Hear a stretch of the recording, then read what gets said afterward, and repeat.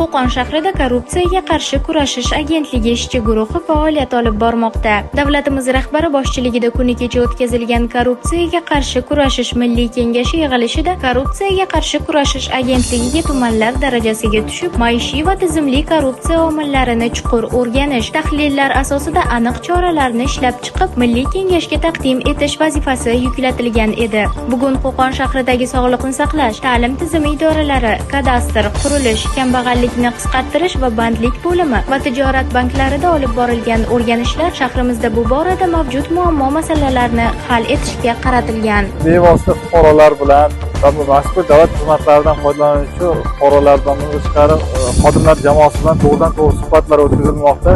Suhbatlar davomida aholini qiynayotgan muammolar, ular duch kelayotgan byurokratik to'siqlar, noqulay holatlar, fuqarolarni qiynayotgan holatlar muhokama qilinmoqda va kelgusida ushbu aniqlanayotgan kamchilik va muammolar tizimni yanada raqamlashtirish, inson omilini kamaytirish va korrupsiyaga qarshi chora-tadbirlarni ishlab chiqishda inobatga olinadi.